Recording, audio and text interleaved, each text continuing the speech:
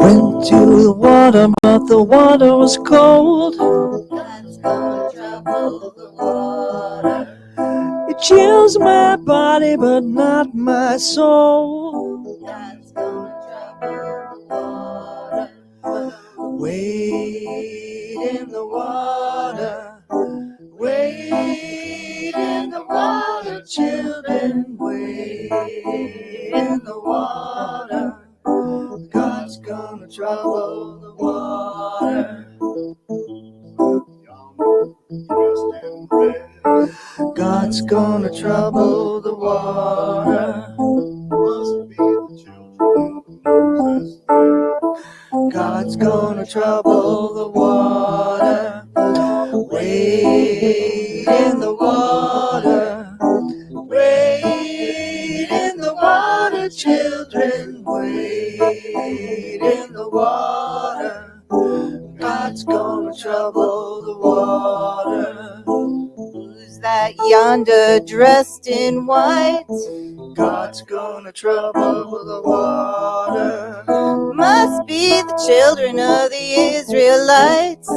God's gonna trouble the water. Well, let's wait. Wade in the water. Wade in the water, children. Wade in the water. God's gonna trouble the water.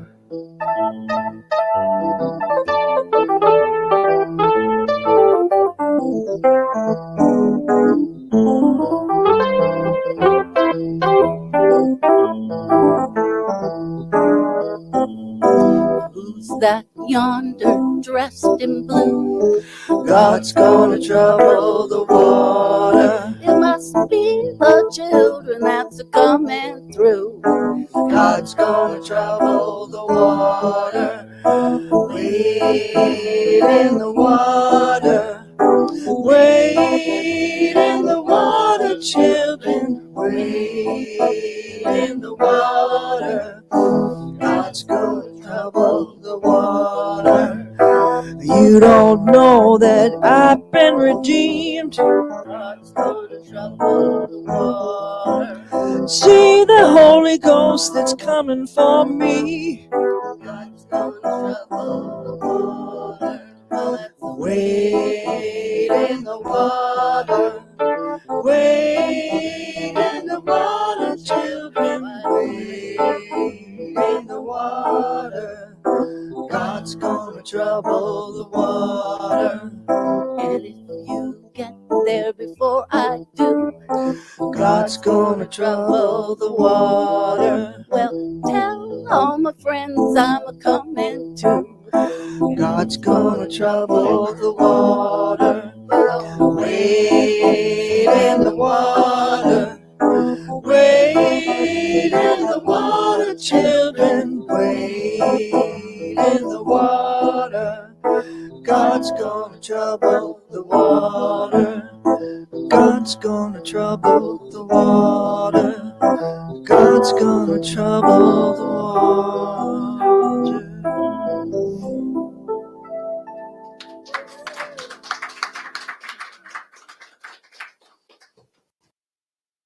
Well, good morning. Thank you, Barbara Whitney, our music director, and our lovely chorus. Each week it's different people, and that's really exciting and fun. I'd like to welcome new listeners. You're always welcome. And of course, everybody in the room with us, you're always welcome. I'm so happy to see my family here. And those of you online, if you ever want to make it on a Sunday morning, we will open our minds, our hearts, and our arms to you. So join us. If you haven't yet, please silence your phones so we don't have any interruptions. One of the practices we have here at Unity Around the World, is the Daily Word. It's a small publication that you could buy on Unity Worldwide website. And today's word, a favorite of mine, one that I need to go to frequently and be reminded of, is joy. I draw from my wellspring of joy. There are so many ways to express joy. I may speak words of praise that bring the awareness of even more blessings to mind. I might take joyful action, my every step aglow with the light of God, enlivening all that I do. I celebrate the playful joy of every child, especially the child within me. I experience the same happiness whether I'm in the heart of a busy city or in the stillness of nature. And then there's the quiet joy of just being, the richest joy of all. I rediscover my joy by taking slow, deep breaths, tapping into my wellspring of well-being that never runs out. I feel its energetic flow spilling over into my heart and my life. What joy to be a spiritual being, a precious child of God. Our scripture today is from Luke, 2nd chapter, verse 10. But the angel said to them, "Do not be afraid, for see, I'm bringing you good news of great joy for all the people." So again, our word for today is joy, and our affirming thought to carry with us is, I draw from my wellspring of joy. You all have it. Keep looking. We have a mission statement that if you want to say along with me, it should be up on the screen. And it is, we are a loving, nurturing community dedicated to being a positive path to spiritual living, to awaken oneness with God within us all. Positive path to spiritual living. What does that mean to you? To me, it means staying on course and being the best person I can be, to be kind. You know, love is patient, love is kind. It's something that I do have to say to myself frequently. But to me, that's why I'm here. I'm here as a child of God and a way shower.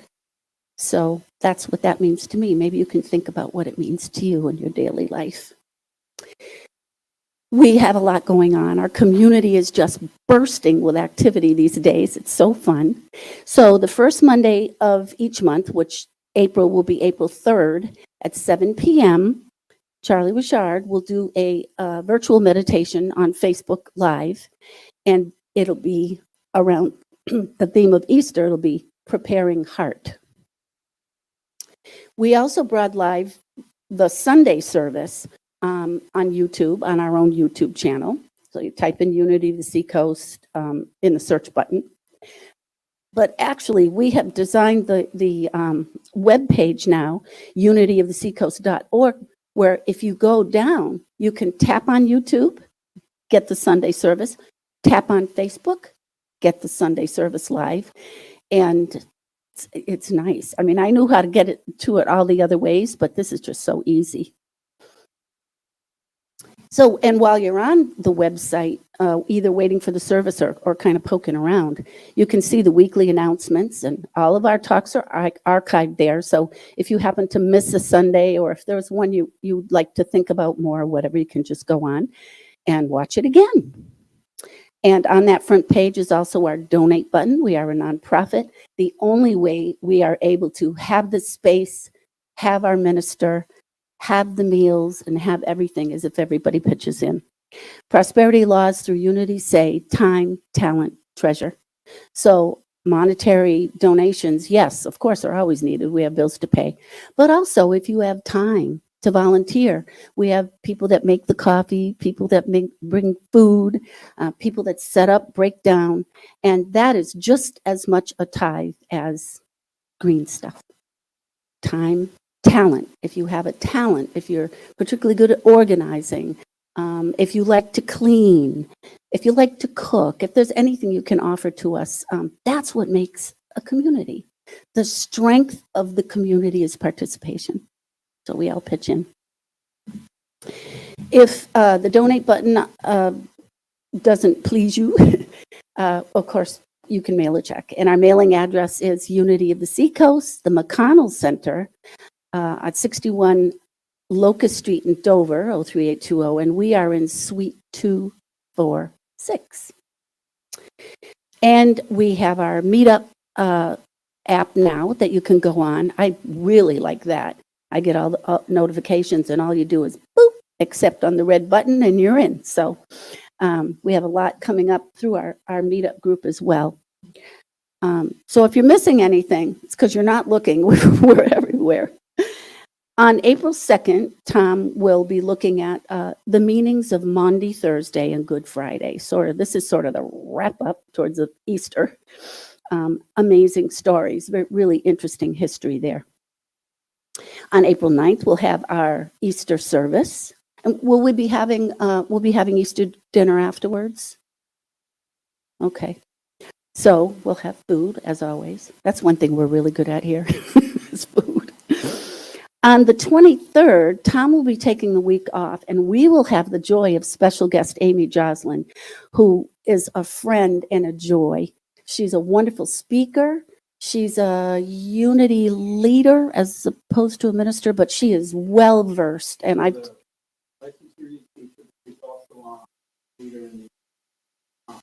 yes, Eastern Conference leader and licensed unity teacher. She's just fabulous. She's just a wonderful person. So that's exciting. It's exciting that Tom's going to make believe he's going to take a week off. So we also have Poets in Unity, which is something Charlie got together with a friend of ours, a pretty well-known poet in this area, Shane Morn. And the third Saturday of each month, which in April will be the 15th, it's National Poetry Month. So we'll see what Shane brings for National Poetry Month. You're welcome to bring your own poetry. You're welcome to come and listen to poetry. It's really a nice group. Whether you enjoy poetry or not, really, it's just nice people. We have some pretty good conversations. So another new event that I'm very excited about is going to be Acoustic Praise. It's a living room style music circle. It'll be the second Saturday, so in April it'll be the 8th, 2 to 5. This is an unplugged, family-friendly, bring your own instrument event hosted by none other than the Charlie Richard. And the details will soon be up on Meetup and Facebook. But again, if you want to just come and listen to music, bring the kids, your grandchildren, or whatever, I guarantee it'll be fun. The other thing that Tracy's got going, which, oh my gosh, game night, the first Friday of each month at 6:30. So it's just another way to get together, whether you're playing cards or playing board games or having side conversations or whatever it is. It's really fun. And I will admit to you, I go to bed very early because I get up very early. And the first one, I was like, do I really want to go out, at night and get whatever? Oh my gosh, I had so much fun. I will never miss one now. It was so much fun. My grandchildren were here. It was great. It was little kids up to, well, I was going to say mature people. I don't know. Older people. I don't know if any of us are mature.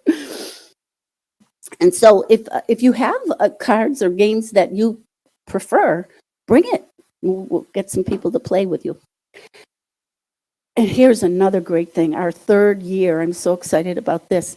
We teamed together with Operation Blessing, One Day to Serve. So, we had a ton of people last year from 11 years old to 89 years old, just from our church.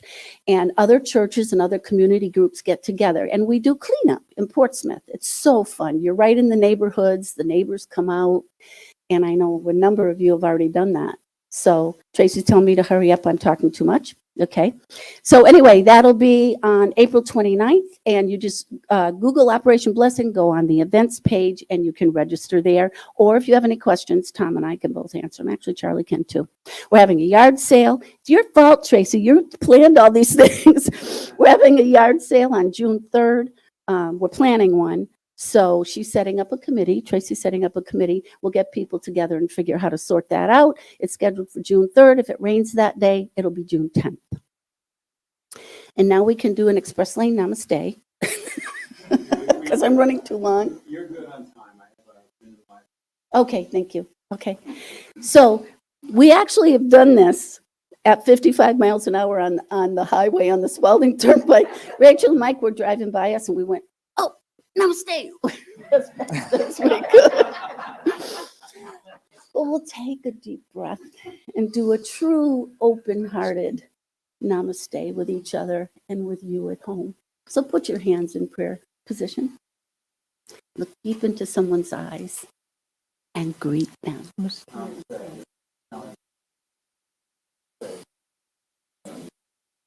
Stay. And namaste, as Tom says, it's not a secret. Namaste. Namaste. How lovely. How nice. Thank you all. Now, Barbara's going to do something amazing. Are you? She's going to play another song, and we're going to take a whack at it. Come along, my little darlings.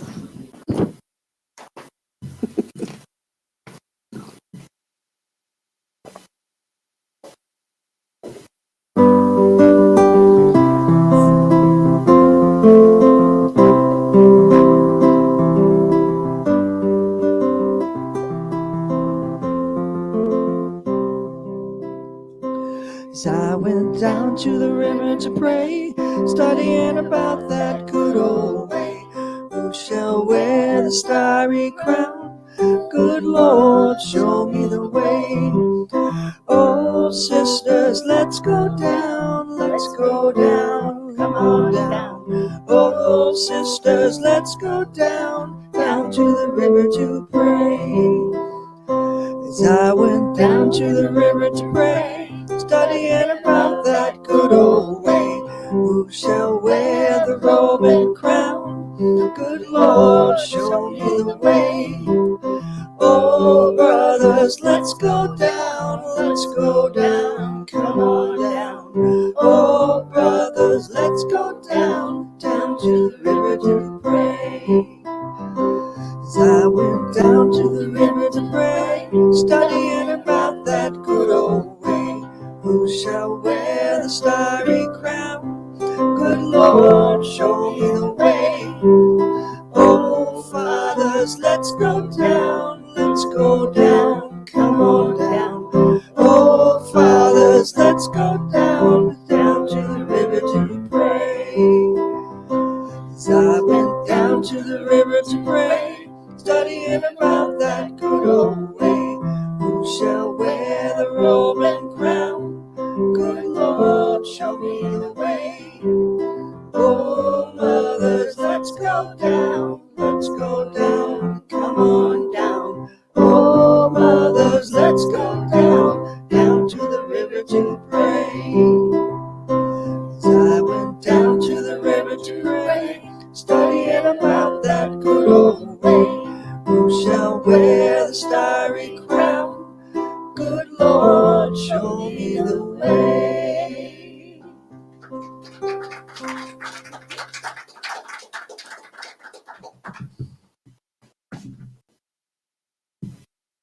Remember when we were going to get rid of paper and save all the trees? What happened to that?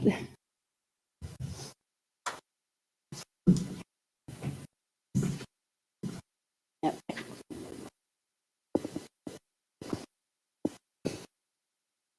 You nervous about what I'm going to say? Always. There's nothing else to say. Just, I love him. I think we all do. He makes us feel at home and comfortable, and he's just he's a good guy. Reverend Tom Scheinler.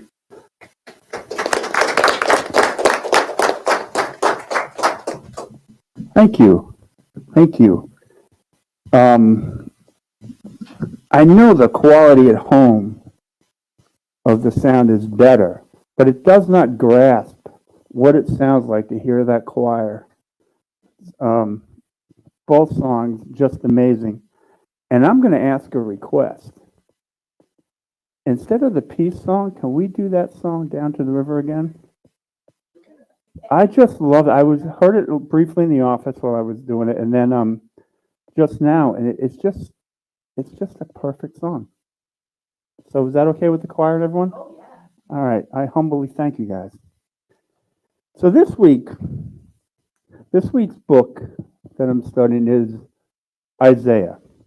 Now, like all the books in the Bible, you really have to interpret what it means for you. Just not let what you've been taught determine what it means. It's the first major prophet book in the Bible. It's been debated on who wrote it. Some say it's 3 authors. Some say Isaiah wrote it at 2 different times. But it's a book about the failure of Judah and Israel. And it's about the Lord's plan with those failings. But from a Christian perspective, this is the book that's credited with the prediction of Jesus. It's a long book. If you just sit and read it all the way through and not really take time to digest it, it would still take you over 3 hours. It's written in a fashion similar to Paul's. Paul wrote about the failings of the church and what must be done to keep the church going. Isaiah wrote about the people's failings and what must be done. It's described as a mini Bible by the website Bible Connection, and it talks of the first 39 chapters of Isaiah matching up with the first 39 books of the Hebrew Scriptures. It's filled with immorality, judgment, and how Judah and the rest of the world has sinned, and that God cannot allow this to continue. Most conventional scholars believe that chapters 1 through 39 were written by one man. Now the 27 chapters following that is compared with the 27 books of the Hebrew Scripture. And one of the themes, from a Christian point of view, again, is the Messiah is coming to bear a cross for our sins. Chapters 40 through 45 were written by a man that is still unknown, and 55 through 66 were most likely written after the Jews returned from the captivity in Babylon. Again, though, what most Christians are concerned with in this book are the predictions of Jesus, and that's where I'm going to start. There's a lot of verses in here, and I did trim them down the best I can, but, if you guys need to get a pillow while I'm reading, feel free. First verse, Isaiah 7:14. Therefore, the Lord himself will give you a sign. Behold, the virgin shall conceive and bear a son. Not yet. And we shall call his name Emmanuel. That's the first prophecy. And then we jump to chapter 9, 6, verse 7. Chapter 9, verse 6 and 7. For unto us a child is born, unto us a son is given. The government will be upon his shoulder, and his name will be called Wonderful, Counselor, and Prince of Peace. Of increase of his government and peace there will be no end, upon the throne of David and over his kingdom, to order it and establish it with judgment and justice. From that time forward, even forever, the zeal of the Lord of hosts will perform this. Now the big one, and again, I've cut this down a lot. Chapter is called the sin-bearing servant. Behold, my servant shall deal prudently. He shall be exalted and extolled and be very high.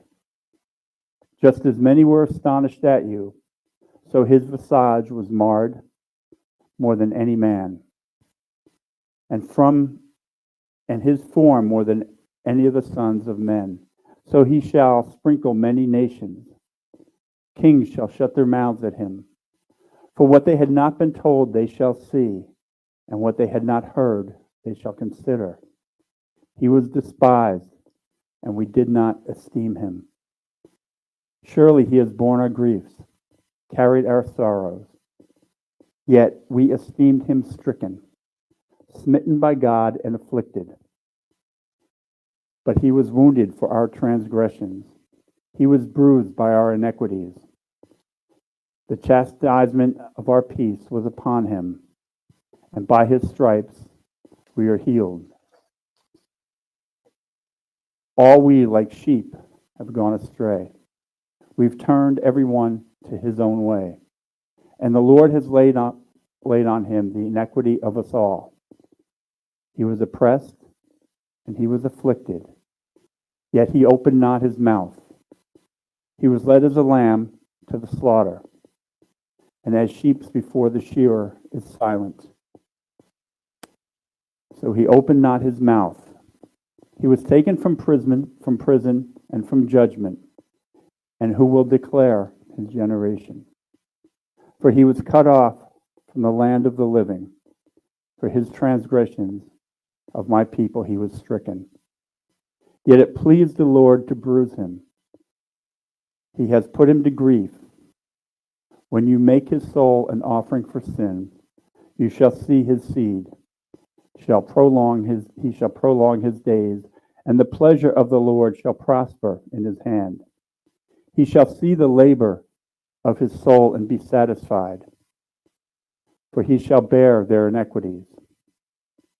Therefore I will divide him a portion with the great, and he shall divide the spoil with the strong, because he poured out his soul unto death, and he was numbered by the transgressors, and he bore the sin of many, and made intercession for the transgressors.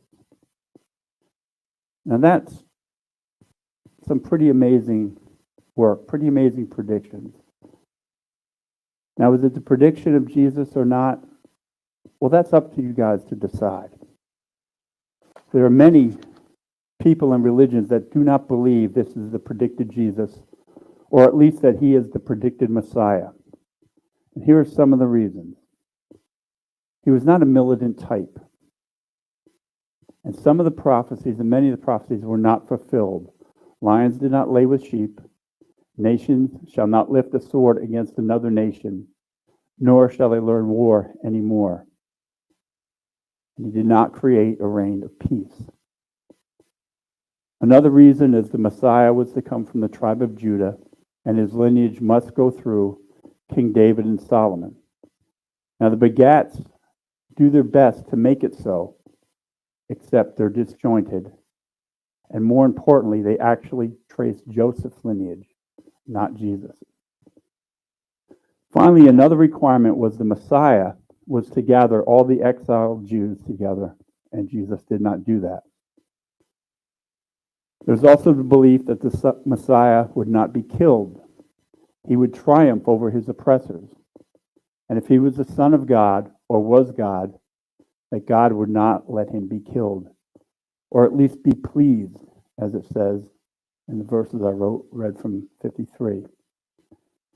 Now, I'm not the person to understand another faith well enough, nor would I want to. I don't want to justify or disrespect any other religion. There's enough prejudice in the world without me stumbling over theological differences, and I'd be wrong anyway. There's one theory by biblical scholars, which is the most basic, yet it makes the most sense.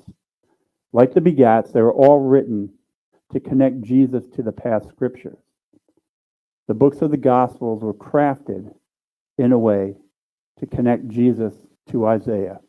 In other words, the people writing the Gospels had a good grasp of the book of Isaiah and then crafted those verses to validate Jesus. I think this is most likely true. Now, here's the fun part of what I get to do. I love reading the Bible because I get to play detective. And today we're all going to play detective. Verse 1.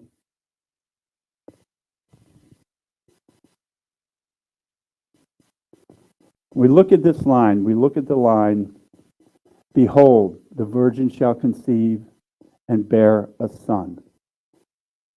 Now, anyone, what is this saying? Anyone?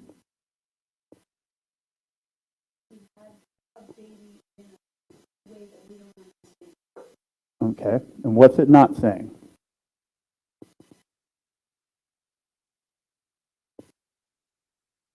So we've been conditioned to look at this text in a certain way. What it is not saying is that she remains a virgin. This is how the female body works. She can be a virgin until she conceives. Virgins can conceive, they just don't remain a virgin. When you eliminate some of this, the meaning can be manipulated. We've been conditioned to end it on the virgin line, and that's how she remains. Another thing we do when studying the Bible is we look in the Bible for clues that is already given us. Again, this book was written 654 years approximately before Jesus, and it gives us some clues. Verse 2. Behold, my servant shall deal prudently. He shall be exalted and extolled and be very high. Just as many were astonished at you, so his visage was marred more than any other man.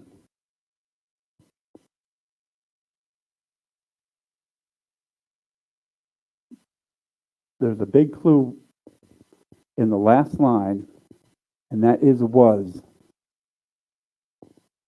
For a prediction, was does not fit. But I'm even going to skip on that. The verses here, the first line says, behold my servant. Who is Isaiah talking about? He uses the term he. So we immediately think, we assume he's talking of a man. But what if the term he was used in a more broad sense, like man and mankind? And for some reason, Isaiah is assigning a masculine label to a group. Now that seems like a stretch. Seems like I'm really reaching here. Except when we focus on one or two lines, we miss the whole picture. Because the clue comes earlier. Verse 3, babe.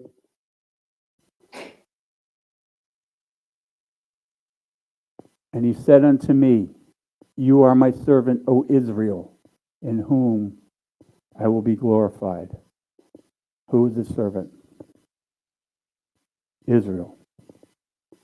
He's not talking, by this verse, he's not talking of a man. My servant is Israel. And this fits because the Jews have just come out of 70-year captivity in Babylon. And we'll go to verse 4. In technology, right? He shall be exalted and extolled and be very high. And just as many were astonished at you, so his visage was marred more than any other man. What's he doing here?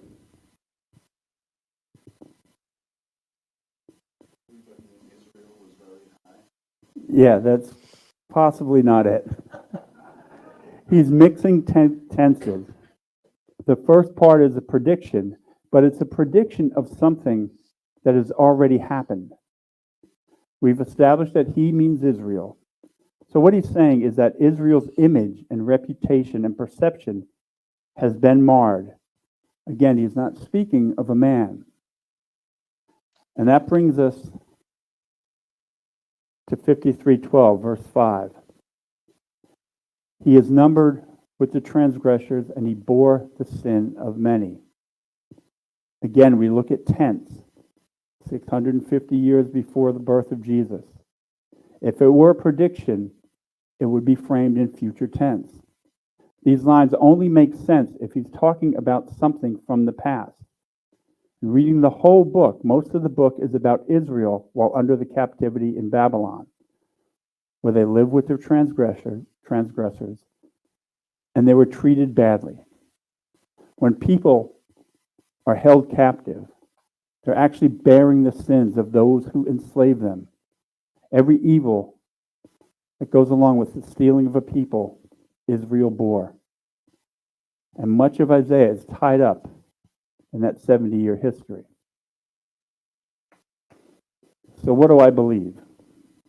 Well, I believe these are wonderful verses. It's likely they are predictions, and it's likely they are not. Are they written by different authors? It doesn't matter. I think it becomes a sideshow. It's fun to sort out, but it means little. Because just because you try to establish a link does not make the story more or less credible. You can say this did or did not predict Jesus. You can go as far as to create an argument that Jesus did not exist. And all the words in his life story are just that, a story. But again, it does not matter. Let's look at that sign up there. Love thy neighbor as thyself. Is that a meaningful statement? Do you understand the lesson in that verse? That statement carries the same meaning and weight regardless of Jesus' connection to Isaiah, or any belief whether the story is fact or fiction. In fact, it carries the same weight if anybody said it. My personal belief is that Jesus' story is mostly true. He was a man who got it. He understood his connection to God in a way that we can emulate. But even that should not matter. It should not trigger you, because it does not change the lessons that we learn from his life, or his actions, or his words. Jesus' story should be looked at in the same way we look at a parable. The story itself may not be true, but the lessons in there are true. Understand that lessons may evolve or mean different things to different people at different times, but it's yours to sort out. And there's another thing I want to touch on, and I didn't expect to touch on this until I had read all of Isaiah.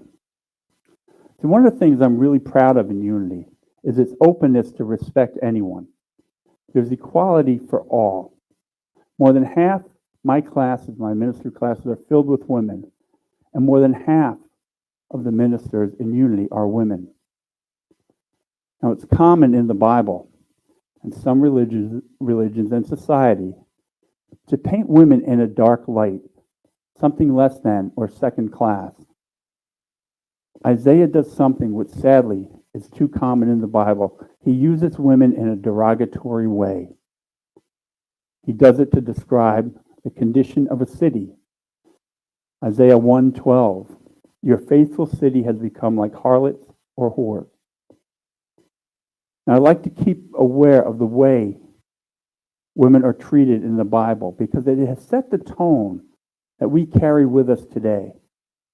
He's rationalized using women as a way to promote ill intent. The use of women represents sinful ways or going astray, and that women are the corruptors. Remember Adam and Eve? Adam had no accountability for what entered his mouth. Somehow he was the victim, and Eve took the blame. In the Bible, men can have affairs and take other men's wives. King David was clearly a womanizer. He had 8 wives, one of whom, Bathsheba, he slept with while she was married to another man.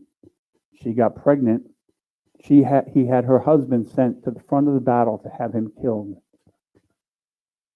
David is the great king, and his transgressions are wiped away.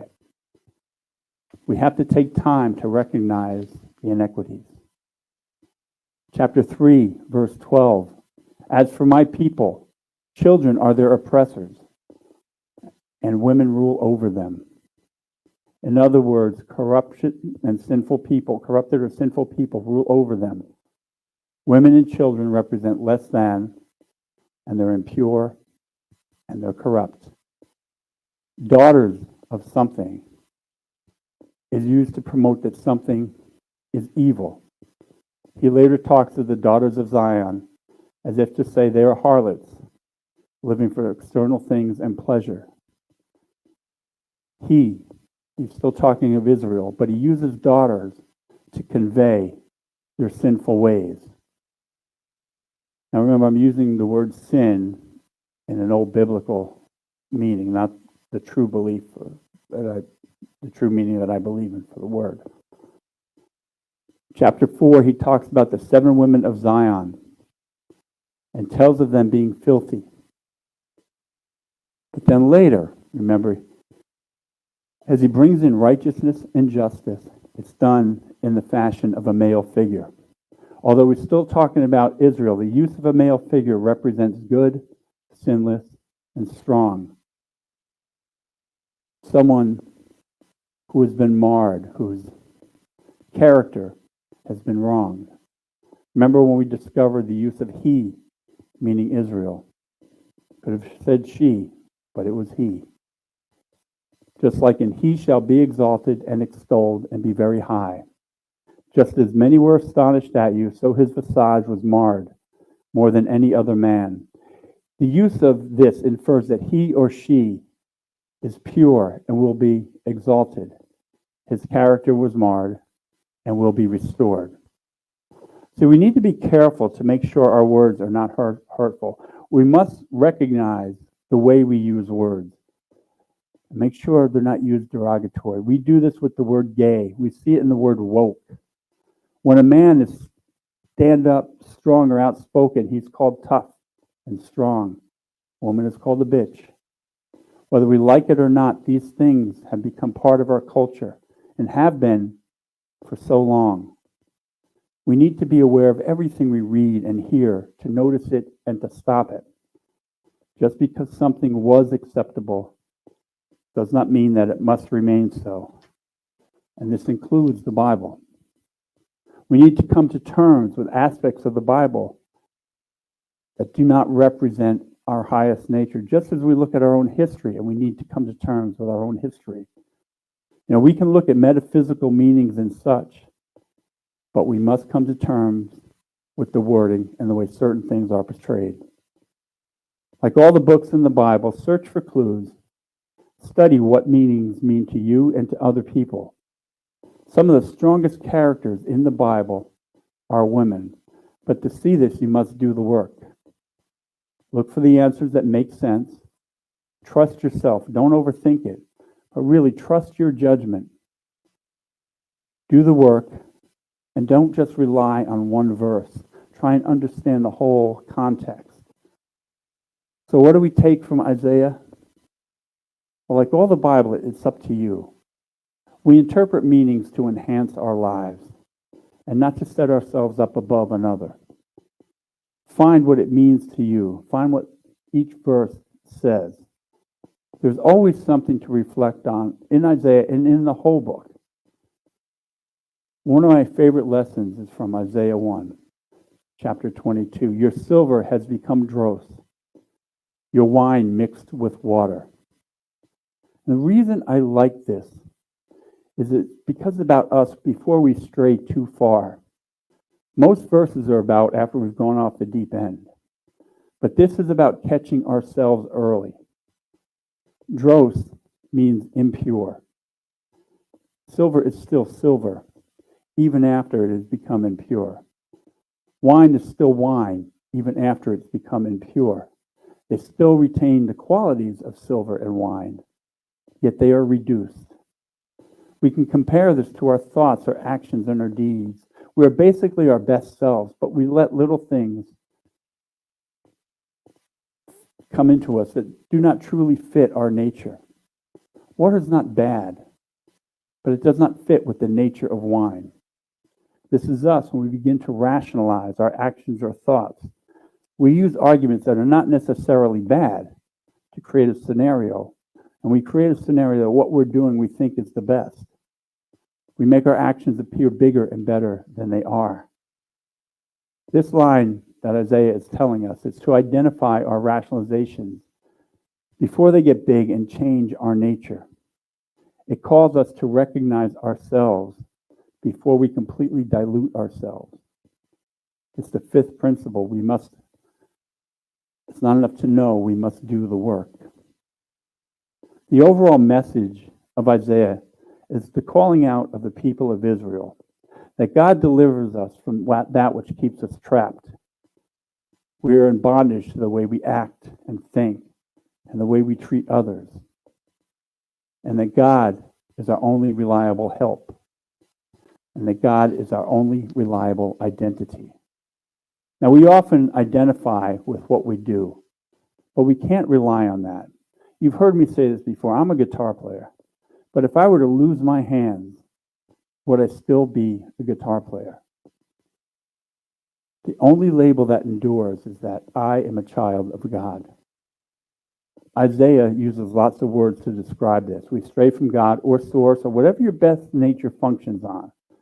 But we act in ways against our best nature. And when we do that, we suffer and the world suffers for it. So I guess the message from Isaiah is to be aware.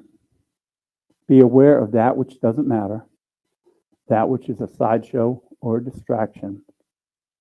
Be aware of how we present ourselves and the way others are represented.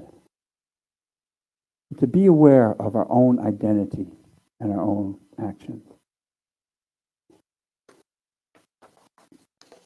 I'm going to step away as we set up for a meditation.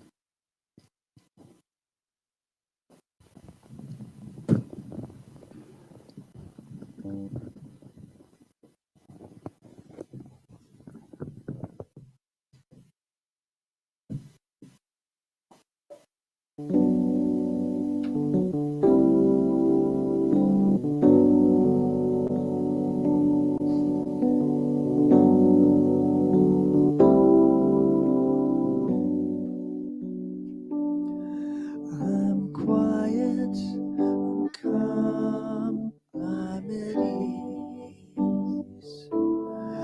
I'm quiet, I'm calm, I'm at ease.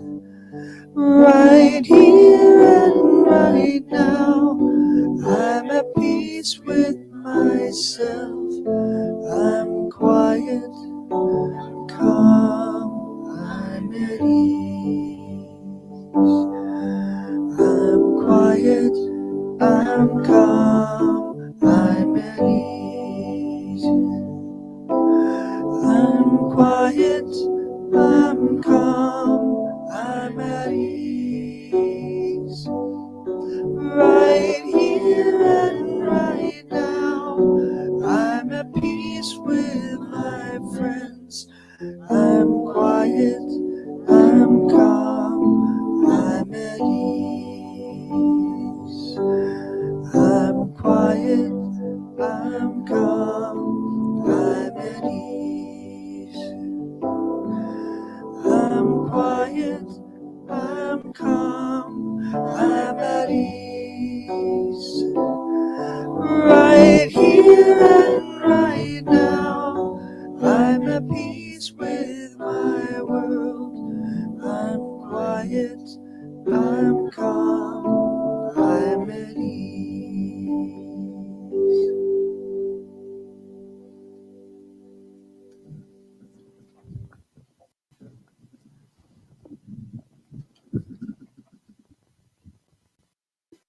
Today's meditation is really going to be a combination of meditation and a prayer for everyone, for others. Usually at the beginning of my prayer for others, I ask people to say out loud someone that they're thinking of. And I want to change that because I got thinking this week, maybe they don't want their name broadcast on a recording. So again, if you're watching on Facebook and you want to type in their initials, feel free to do so, or a heart or a loving emoji. If you're here and you want to say someone's initials, that's fine, but we'll limit it there.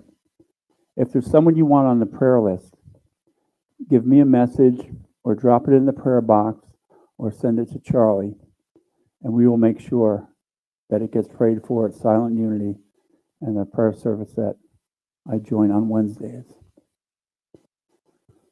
So I'm going to ask each of us to breathe in and breathe into that space that you know is within you. That space where we know that we are safe and strong and whole. And with each exhale and each intake, develop your comfortable breathing pattern.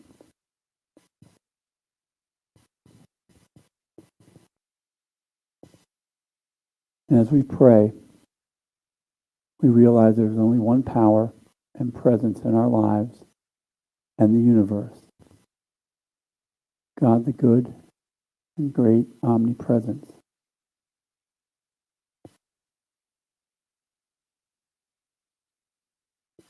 We acknowledge that we are created in the image of God. That image is love and wisdom. That image is divine.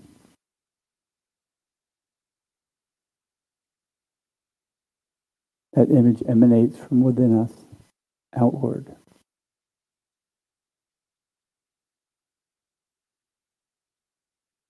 We affirm our loving connection. And just as like attracts like, our love attracts love as it reaches across the universe.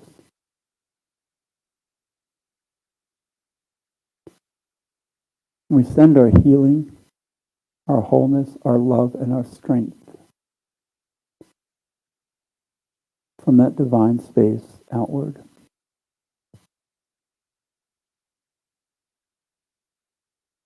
We send it to our neighbors and our town.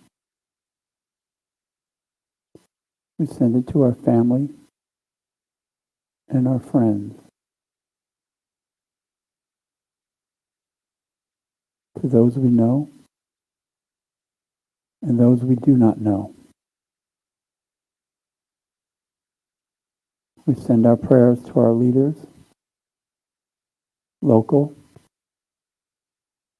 national, and worldwide. We send our prayers to those who take care of us, our military, our police, our firefighters, our EMTs, and everyone who serves in a way that supports humanity.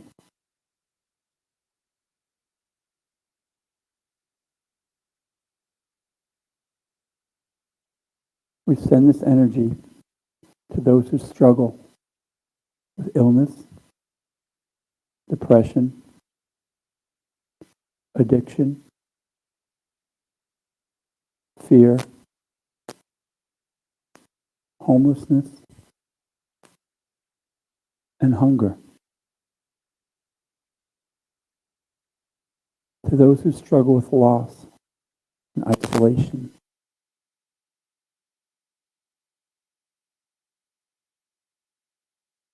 To those who struggle with self-worth, we affirm that they are perfect. We also send prayers to those who are whole, that they have the ability to share their wholeness with the world.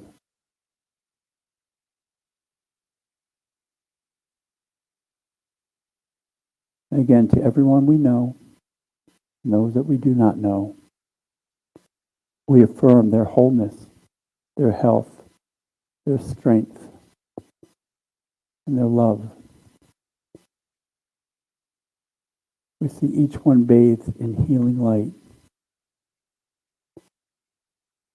And we know that we are born from perfection into perfection. And we see this for everyone. That light that we tap into, that all God is, and all of God's healing energy, we affirm by sending it to the world through this prayer and always with love and sincerity. As a mother wraps her newborn, we see each person swaddled in love and light, warm and protected, loved and safe. And so it is.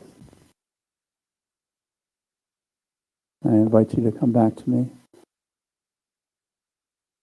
We'll take time to the tithes and offerings.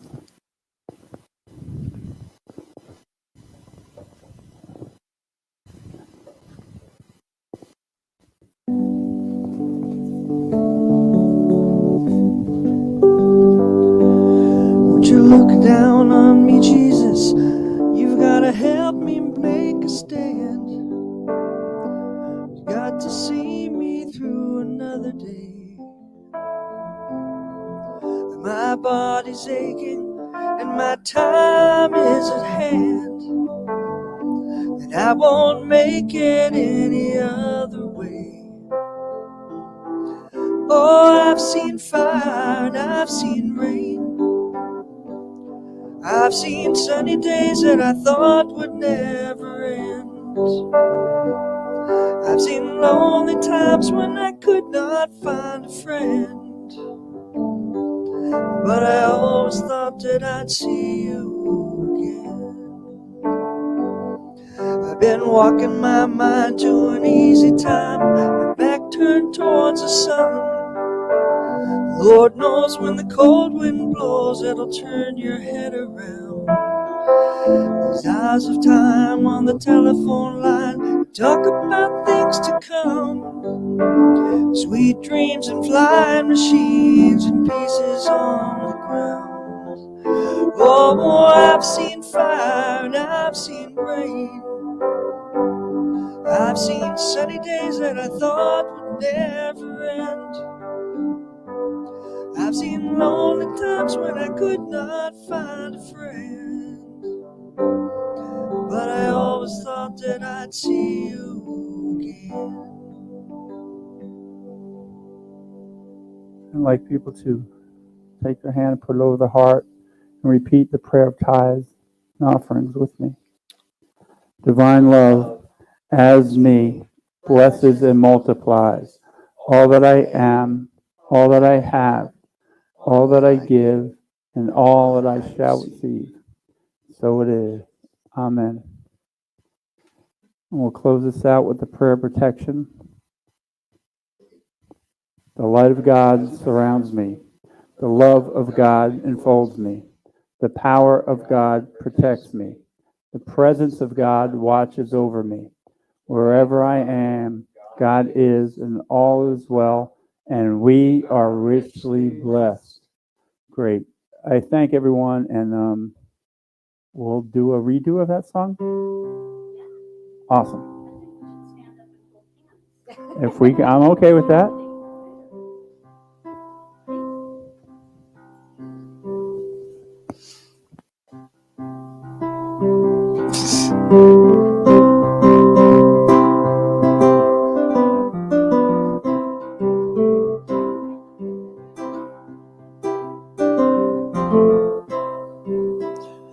As I went down to the river to pray, studying about that good old way, who shall wear the starry crown? Good Lord, show me the way.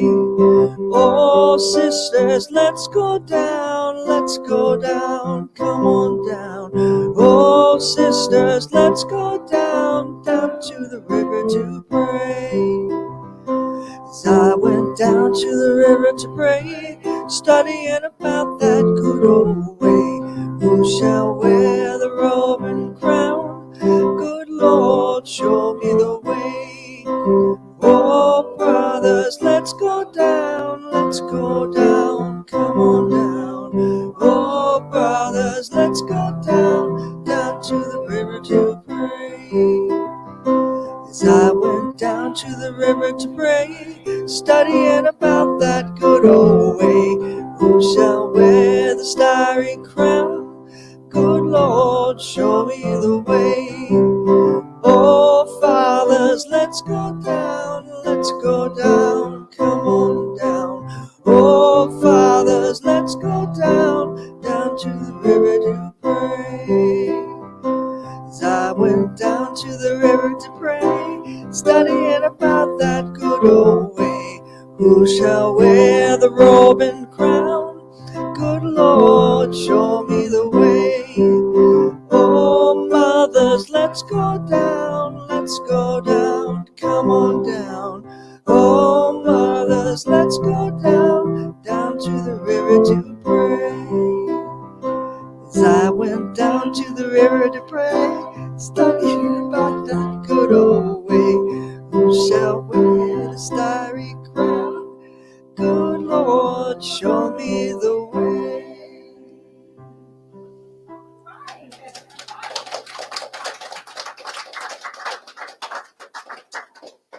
When we listen to the last two songs,